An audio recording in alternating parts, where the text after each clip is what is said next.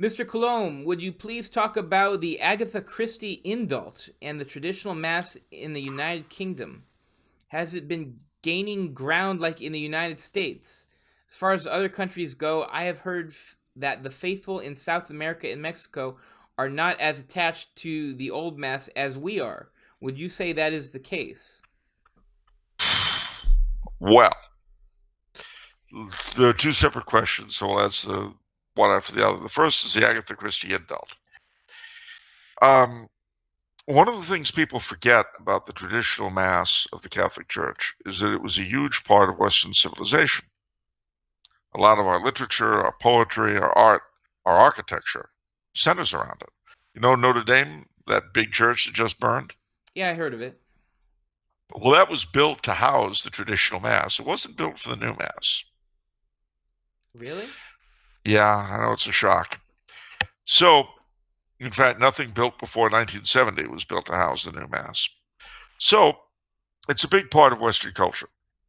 So when Pope Paul VI, that great aesthete and purveyor of bad taste, decided to get rid of it, a group of English, mostly non-Catholic artists and writers, spearheaded, put together by none other than Agatha Christie, the famous mystery writer, approached him. Now, mind you, other people had approached him, asking for the traditional Mass to be permitted. But they were merely Catholics. And as we know from constant experience during and since Paul VI's reign, the desires, wishes, opinions of Catholics rarely mean much to those in power in the church. But here you had a group of very important non-Catholics asking not for religious reasons, which wouldn't make any sense, but cultural reasons for the old Mass to be permitted in England. And as it so happened, Paul VI was a fan of Mrs. Christie's very wonderful, as am I, of her wonderful mystery novels. So he granted the permission for England because he'd been asked to do so by important non-Catholics who mattered, as opposed to his mere flock with whom he could do whatever he liked, and to which he did whatever he liked, as has been the custom ever since. That was the Agatha Christie Indult. Yes, the traditional Mass is growing in England as it is here, and amongst the young as it is here. As far as Latin America goes, and other places, a lot depends on the hierarchy. And the hierarchy in Latin countries tend to be, they're not all, but they tend to be very anti-Tridentine, and sometimes outspokenly. I mean, you've had a few Latin American and Italian bishops forbid the traditional Mass in response to Benedict XVI's motu proprio. Wow. See, prelates like that are schismatics. They should have been deposed. They should have been, out looking for work on the highway. But a lot of bishops should be looking for work on the highway.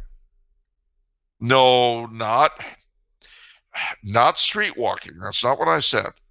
Looking for work on the highway. Honestly. Okay. Okay. That didn't even register in my mind. Okay.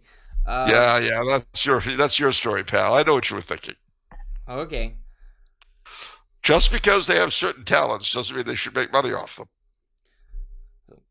So I don't. So the non. Why would the non-Catholics care about them? I mean, are they actually going to the mass? Why would they care?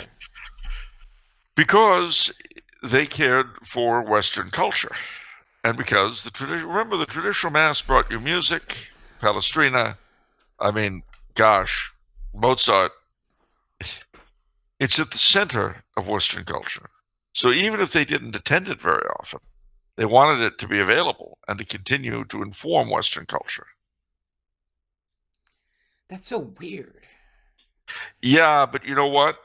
It made more sense to Paul VI than it feeds our souls. Okay. All right, but I like that your blood's up. That makes for a good episode. Get your blood going. Get Paul flowing. VI always had that effect on me. I can remember when I was 8 years old, and he came out and said, because he was always turning around and saying something. He came out and said, "Perhaps you are not called upon to rule the church. Perhaps you are called simply to suffer for it." And I remember thinking, well, if you're not called on to rule the church, who the devil is? Why don't you get a job?